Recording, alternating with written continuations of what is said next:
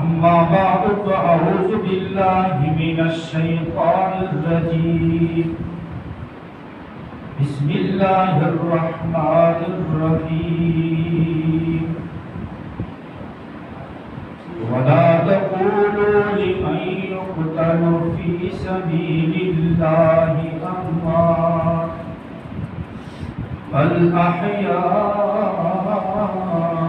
ولكن لا تشعرون.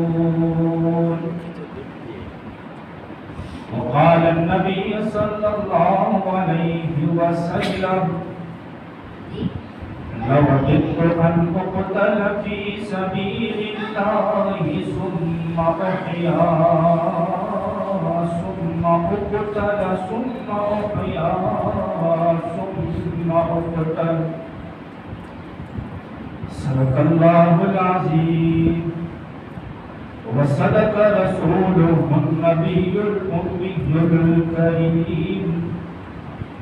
ونحن على ذلك لمن الشاهدين والشاكرين والحمد لله رب العالمين. رب اشرح لي صدري ويسر لي أمري واحلل عقدة من لساني يفقهوا قولي. رب زدني علما رب زدني علما رب زدني علما. سبحانك لا علم لنا إلا ما علمتنا إنك أنت العليم الحكيم. إن الله وملائكته يصلون على النبي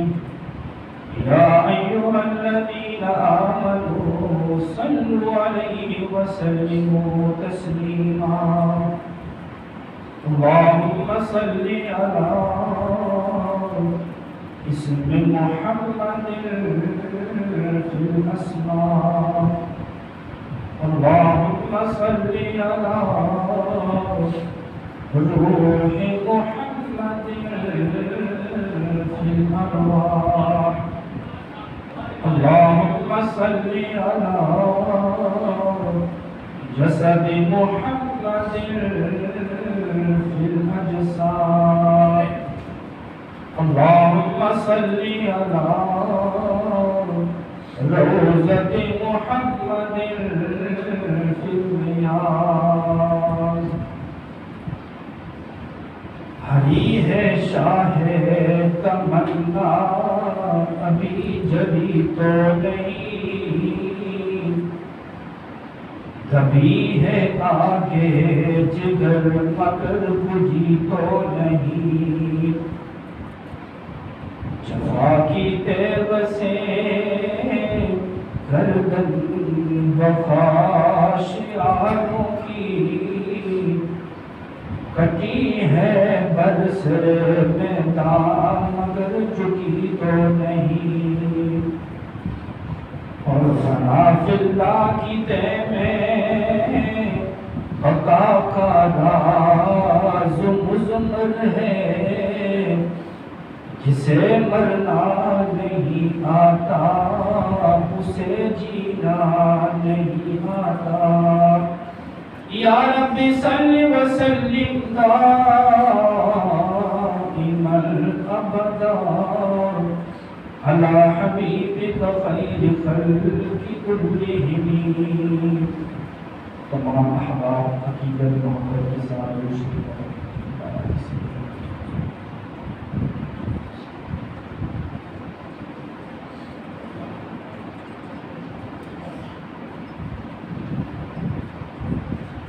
انتہائی قابل احترام معزز سامعین گرامی،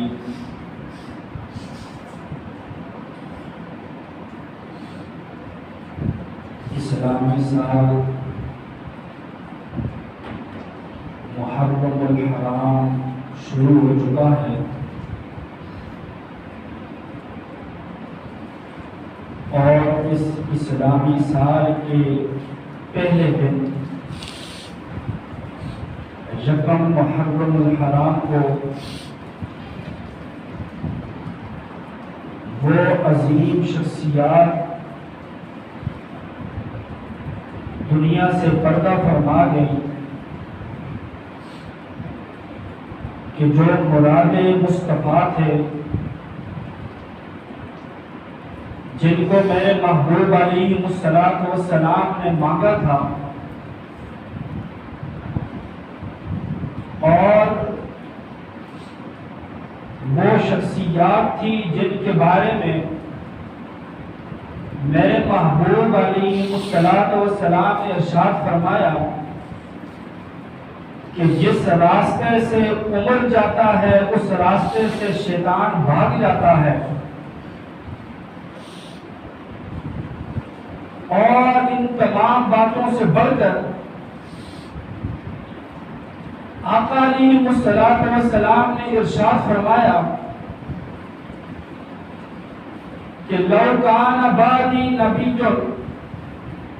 لکان عمر بن الخطاب، اگر میرے بعد کوئی نبی ہوتا، یعنی نبی آ سکتا نہیں ہے، اگر کوئی نبی علیہ السلام کے بعد اگر نبوت کا دعویٰ کرے، وہ جھوٹا اور کذاب اور زندیق ہو سکتا ہے، مگر وہ رسول اور نبی نہیں ہو سکتا۔ میرے محبوب علیہ السلام نے فرمایا کہ اگر میرے بعد کوئی نبی ہوتا تو وہ عمر ہوتا، کیونکہ حضرت عمر فاروق رضی اللہ تعالیٰ عنہ کے اندر وہ وصف پائے جاتے تھے کہ جو انبیاء علیہ السلام کے اندر تھے۔ اور آج آپ نے تھوڑے سے وقت کے لیے تصورات کی دنیا میں جاتے ہوئے ہم در مصطفیٰ کے اوپر جاتے ہیں، اور وہاں جا کر یہ نظارہ دیکھتے ہیں کہ میرے محبوب علیہ السلام کعبے کا غلاف پکڑتے ہیں اور یہ دعا کرتے ہیں، یا اللہ مجھے عمر بن شام دے دے یا عمر بن خطاب دے دے۔ تو خالق کائنات نے اس دعا کو، آقا علیہ السلام کی اس دعا کو حضرت عمر بن خطاب رضی اللہ تعالیٰ عنہ کے حق میں قبول کیا۔ اور پھر وہ دن بھی ہے کہ جب تمام کفار جمع ہو جاتے ہیں اور ان کے ناجائز غلط ارادے جو تھے، انہوں نے کہا کہ ہم اس نبی کا راستہ نہیں روک سکتے،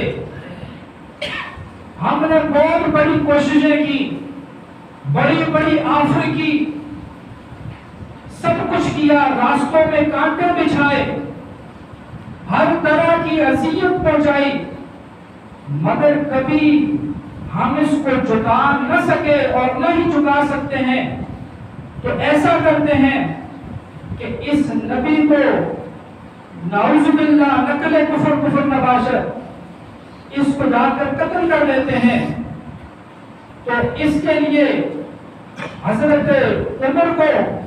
جب منتخب کیا گیا تو وہ تفصیلی واقعہ ہے، تو فرمایا کہ حضرت عمر فاروق رضی اللہ وہی ننگی تلوار ہے اور بڑے جلال کے اندر، غصے کے اندر ہے، اور آقا علیہ السلام کو قتل کرنے کے لیے آ رہے ہیں۔ راستے میں حضرت نعیم رضی اللہ ملتے ہیں، کہتے ہیں کہ عمر آج اتنا جلال کیوں ہے، عمر آج اتنا غصہ کیوں ہے، ہاتھ میں ننگی تلوار ہے اور ایسے جلال کے ساتھ، ہیبت کے ساتھ جا رہے، وہ ماجرا کیا ہے؟ تو عمر کہتے ہیں کہ میں آج اس نبی کا کام تمام کرنے جا رہا ہوں کہ جس نے اپنے آباء و اجداد کے دین کو چھوڑ دیا ہے۔ اور مختصراً فرمایا کہ وہی حضرت نعیم رضی اللہ کہتے ہیں کہ عمر اس نبی کے ساتھ لڑنے سے پہلے جا کر اپنے گھر کے اندر دیکھ، تیرا بہنوں اور بہن دونوں اسلام قبول کر چکے ہیں۔ چنانچہ حضرت عمر فاروق رضی اللہ جاتے ہیں اور گھر میں جا کر دیکھا کہ بہن قرآن کی تلاوت کر رہی ہے اور بہن کو پیٹ مارا، بھنوئی کو مارا، حتیٰ کہ جب زیادہ بہن کا خون بہنے لگا اور بہن نے کہا کہ عمر، جس ماں کا تو نے دودھ پیا ہے اسی ماں کا میں نے بھی دودھ پیا ہے، اگر تو اپنے باطل معبودوں کا ساتھ نہیں چھوڑ سکتا پھر میں اپنے حقیقی سچے محبوب کا ساتھ بھی نہیں چھوڑ سکتی۔ عمر تجھ سے جو ہوتا ہے کر گزر، میرے جسم کے تنکے تنکے کر دے، میرے جسم کے ٹکڑے ٹکڑے فضاؤں کے اندر بکھیر دے، مگر میں اپنے محبوب صلی اللہ علیہ وسلم کا جو کلمہ پڑھ چکی ہوں ابھی میں کسی صورت کے اندر اس کلمے کو چھوڑ نہیں سکتی۔ حتیٰ کہ حضرت عمر فاروق رضی اللہ جب وضو کرتے ہیں، بڑا تفصیلی واقعہ ہے، جب وہ وضو کر کے غسل کر کے جب میرے محبوب علیہ الصلوۃ والسلام کی محفل کے اندر جاتے ہیں تو ادھر حضرت ابو بکر صدیق رضی اللہ تعالیٰ عنہ کھڑے ہو جاتے ہیں اور اسی طرح حضرت حمزہ رضی اللہ تعالیٰ عنہ دونوں حضرات کھڑے ہو جاتے ہیں اور کہتے ہیں کہ میرے محبوب علیہ السلام آج تو عمر آ رہا ہے اور ہاتھ میں ننگی تلوار ہے، بڑے غصے کے اندر آ رہا ہے۔ تو حضرت حمزہ رضی اللہ کہتے ہیں کہ اگر عمر صحیح ارادے کے ساتھ آیا تو اس کو ہم خوش آمدید کہتے ہیں، ویلکم کہتے ہیں، اور اگر عمر کا ارادہ اگر غلط ارادہ ہوا تو اس کے ہاتھ میں جو تلوار ہے اسی تلوار کے ساتھ اس کے سر کو تن سے جدا کر دیا جائے گا۔ اور فرمایا کہ جو ہی حضرت عمر فاروق رضی اللہ آتے ہیں جب آقا علیہ الصلوۃ والسلام کے قریب آ جاتے ہیں تو میرے محبوب علیہ الصلوۃ والسلام ارشاد فرماتے ہیں، وہ آتا ہے نچانے کو عمر ابن خطاب آیا، وہ آتا ہے نچانے کو بچھا دو پل گرام پر، وہ آیا ہے نچانے کو خدا کا انتخاب آیا۔ میرے محبوب علیہ الصلوۃ والسلام فرماتے ہیں، اور میرے صحابہ میں نے اس کو مانگا تھا، یہ میری دعاؤں کا ثمر ہے، میں نے رب سے مانگا تھا یا اللہ مجھے عمر بن شام دے دے یا عمر بن خطاب دے دے۔ جب حضرت عمر فاروق رضی اللہ تعالیٰ عنہ میرے محبوب علیہ الصلوۃ والسلام کے سامنے آ جاتے ہیں، سر جھکایا ہوا ہے، پیشانی جھکائی ہوئی ہے، نگاہیں جھکی ہوئی ہیں، میرے محبوب علیہ الصلوۃ والسلام ارشاد فرماتے ہیں، وہ کیا چیز تھی جو تجھ کو میری محفل میں لائی ہے، اچانک آج تبدیلی بتاؤ کیسے آئی ہے۔ حضرت عمر فاروق رضی اللہ تعالیٰ عنہ روتے ہوئے جواب دیتے ہیں، اے میرے محبوب علیہ الصلوۃ والسلام، سنی میں نے بہن سے وہ جو تو لے کر کتاب آیا، عمر ابن خطاب آیا۔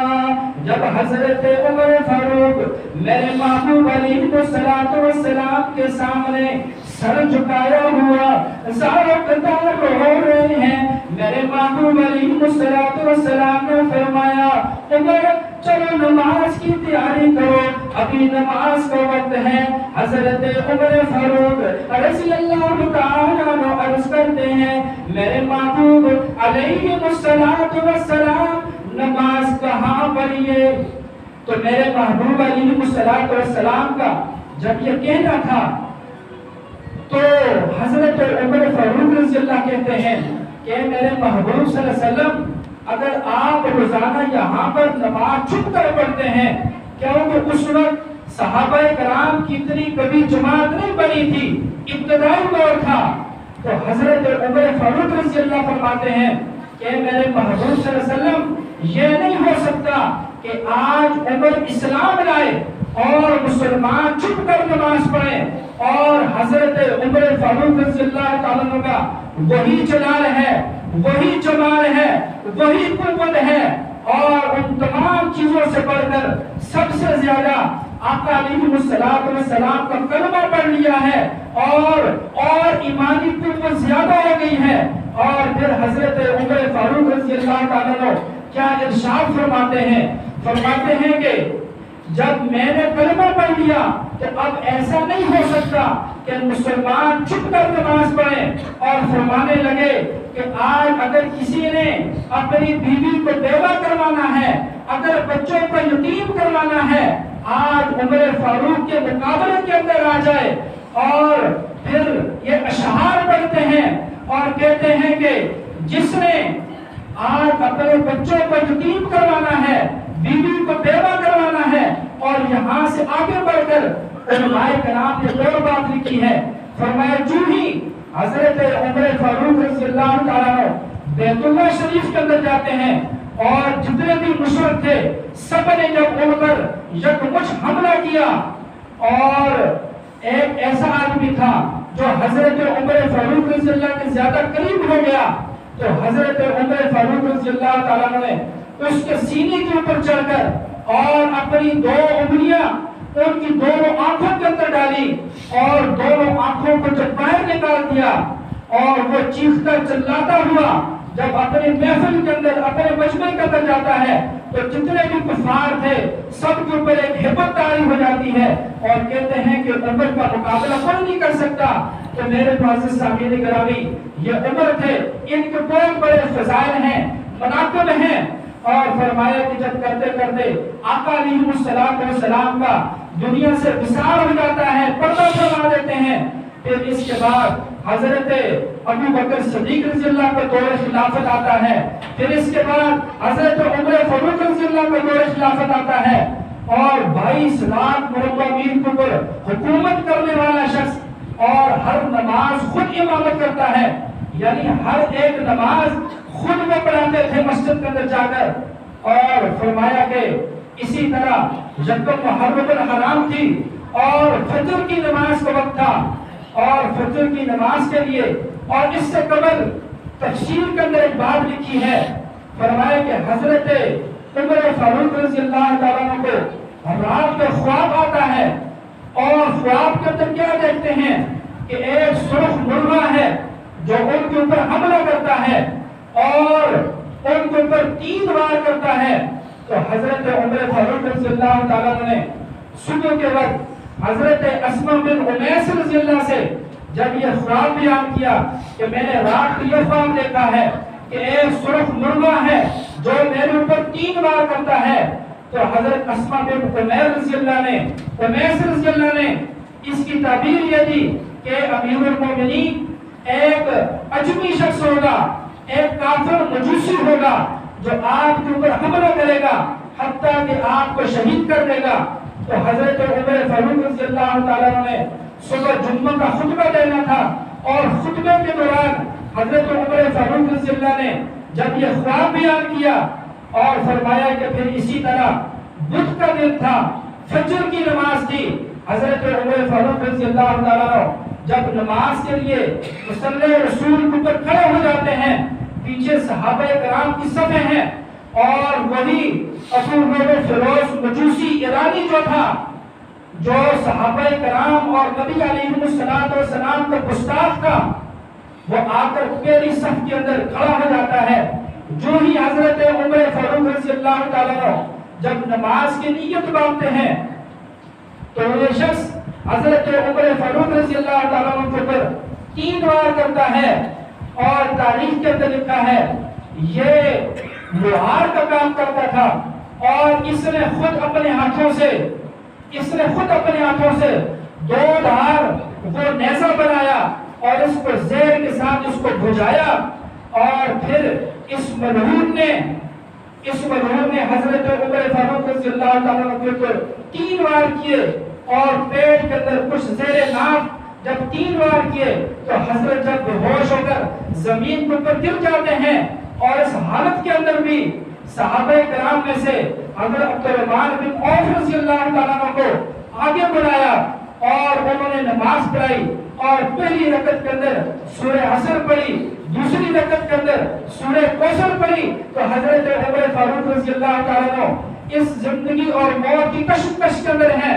تو اتنے میں پھر وہ نماز کو بھی مکمل کرتے ہیں۔ جب صحابہ کرام نے دیکھا کہ وہ بھاگ رہا ہے تو فرمایا تاریخ کے اندر لکھا ہے کہ 13 آدمیوں کو یا 12 آدمیوں کو اس مجوسی ابو لؤلؤ فیروز مجوسی نے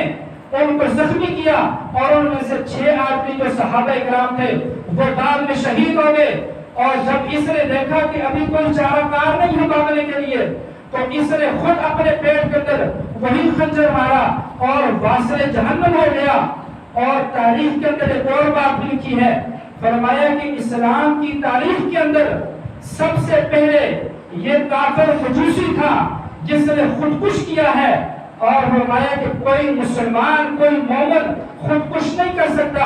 اگر کوئی خودکش کرتا ہے تو وہی انہی ایرانیوں کی اور انہی مجوسیوں اور یہود و نصارہ کی نسل میں سے کوئی آدمی ہو سکتا ہے جو اپنے ساتھ بم باندھے یا جس صورت کے اندر بھی وہ خودکشی کرے۔ تو فرمایا کہ تاریخ کے اندر، اسلامی تاریخ کے اندر سب سے پہلے یہ ابو لؤلؤ فیروز مجوسی تھا جس نے خود اپنے آپ کے پیٹ کے اندر وہ خنجر مارا اور خودکشی کر دی۔ تو میرے معزز سامعین گرامی، پھر اسی طرح حضرت عمر فاروق رضی اللہ تعالیٰ عنہ یکم محرم الحرام کا دن ہے، آپ دنیا سے جب پردہ فرمانے کا وقت ہے، ٹوٹل تفصیلی باتیں ہیں، وقت انتہائی مختصر ہے، فرمایا کہ یہ اپنے بیٹے حضرت عبداللہ بن عمر کو یہ ایک وصیت لکھ کر دیتے ہیں، اور بعض حضرات نے لکھا ہے کہ یہ ویسی زبانی کلامی کہتے ہیں کہ آپ جائیں امی عائشہ صدیقہ رضی اللہ تعالیٰ عنہ کے پاس جائیں اور ان سے اجازت مانگیں کہ عمر جو ہے وہ آقا علیہ السلام کے روضہ اقدس کے اندر وہ آرام فرمانا چاہتا ہے، وہ اپنے آپ کو دفن ہونے کے لیے جگہ مانگتا ہے۔ تو حضرت عبداللہ بن عمر جب حضرت امی عائشہ صدیقہ رضی اللہ تعالیٰ عنہ کے جب حجرے مبارک کے اندر جاتے ہیں، جب ان کے گھر مبارک کے اندر جاتے ہیں تو دیکھتے ہیں کہ امی عائشہ صدیقہ رضی اللہ تعالیٰ عنہ سارا کتاب ہو رہی ہیں، اور حضرت عمر فاروق رضی اللہ کا وہ جو پیغام ہے وہ ان کا بیٹا جا کر پہنچاتا ہے اور فرماتا ہے کہ امی جان، میرے بابا نے آپ کے لیے پیغام دیا ہے کہ آپ اپنے حجرے کے اندر آقا علیہ السلام کے پہلوں کے اندر تھوڑی سی مجھے جگہ دے دیں دفن ہونے کے لیے۔ تو فرمایا کہ امی عائشہ صدیقہ رضی اللہ تعالیٰ عنہ فرماتی ہے کہ اے عبداللہ بن عمر، میں نے یہ جگہ تو اپنے لیے رکھی تھی، مگر عمر کے میرے اوپر بڑے احسان ہیں، جب کافر اور یہود و نصارہ نے جب میرے اوپر تہمت لگائی تھی تو اس وقت عمر ہی وہ تھا جو ننگی تلوار لے کر کفار کے مقابلے کے لیے نکل گیا تھا۔ تو فرمایا کہ میں اپنی خوشی کے ساتھ عمر کے لیے، عمر کے دفن ہونے کے لیے یہ جگہ دیتی ہوں۔ تو حضرت عمر فاروق رضی اللہ نے پھر وصیت فرمائی، فرمایا کہ میرے بیٹے، جب مجھے دفن کر دیا جائے اور جب مجھے امی عائشہ صدیقہ رضی اللہ تعالیٰ عنہ کے پھر حجرے مبارک کا پھر سامنے رکھنا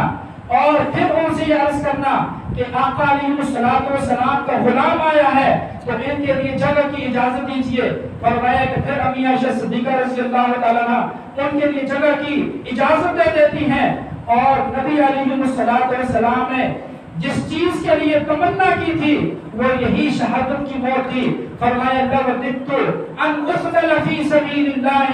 ثُمَّ أُحْيَا ثُمَّ أُقْتَلْ ثُمَّ أُحْيَا ثُمَّ أُقْتَلْ ثُمَّ أُحْيَا ثُمَّ أُقْتَلْ. فرمایا کہ مجھے صرف اور صرف دنیا کے اندر ایک چیز کی تمنا ہے. فرمایا کہ مجھے رب کے راستے کے اندر شہید کر دیا جائے, پھر زندہ کر دیا جائے, پھر شہید کر دیا جائے, پھر زندہ کر دیا جائے. اور ان سے بڑھ کر خالق کائنات نے اپنی مقدس کتاب کے اندر یہ آیات مبارکہ نازل فرما دی. فرمایا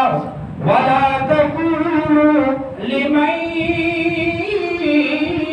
يُقْتَلُ فِي سَبِيلِ اللَّهِ أَمْوَاتٌ. اے دنیا والو, جو شخص میرے راستے کے اندر قتل کر دیا جائے, شہید ہو جائے, اسے مردہ نہ کہو, بل احیاء ولکن لا تشعرون.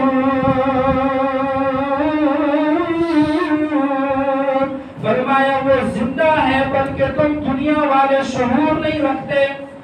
اور اس کے ساتھ ساتھ ہی دوسرا عقیدہ بھی آقا علیہ السلام کے بارے میں بھی اپنا یہ عقیدہ رکھیں کہ نبی علیہ السلام اپنے روزے مبارک کے اندر زندہ اور حیات ہیں, کیونکہ شہید اگر زندہ ہو سکتا ہے, صحابہ کرام اگر زندہ ہیں جو شہید ہو گئے, اور آج 14ویں صدی کے اندر اگر کوئی شخص شہادت کی موت ملتی ہے تو وہ اپنی قبر مبارک کے اندر اگر زندہ ہے تو پھر نبی علیہ السلام کی جو برزخی زندگی ہے وہ ایک الگ جان ہے. وہ دنیا سے بڑھ کر ان کو جو وہاں پر جو عزت ملی, جو مقام ملا, اور یہ بہت بڑی تفصیلی بات ہے, مگر عقیدہ ہمارا یہ ہونا چاہیے کہ نبی علیہ السلام آخری نبی ہیں, اور آقا علیہ السلام کے بعد کسی نبی نے نہیں آنا. اگر کوئی نبوت کا دعویٰ کرے گا وہ جھوٹا اور کذاب ہو سکتا ہے, وہ نبی نہیں ہو سکتا. اور آقا علیہ السلام اپنے روزے مبارک کے اندر زندہ اور حیات ہیں, اور صحابہ کرام کے بارے میں یہ عقیدہ اور نظریہ ہونا چاہیے کہ صحابہ کرام جتنے بھی ہیں اصحابی کالنجوم فبأیہم اقتدیتم اہتدیتم, یعنی جتنے بھی صحابہ ہیں وہ سارے کے سارے جنتی ہیں. اور کوئی آج 14ویں صدی کے اندر آ کر صحابہ کرام کے اوپر اگر دام و تشریح کرے تو وہ کافر اور زندیق ہو سکتا ہے, وہ مسلمان نہیں ہو سکتا. فنا فی اللہ کی دہ میں بقا کا راز مضمر ہے, جسے مرنا نہیں آتا اسے جینا نہیں آتا. جو کچھ کہا سنا اللہ تبارک و تعالی سب کو عمل میں لا ہونے کی توفیق نصیب فرمائے. صحابہ کرام کی سچی محبت, آقا علیہ السلام کی سچی محبت نصیب فرمائے. وما علینا الا البلاغ. سنت ادا کریں.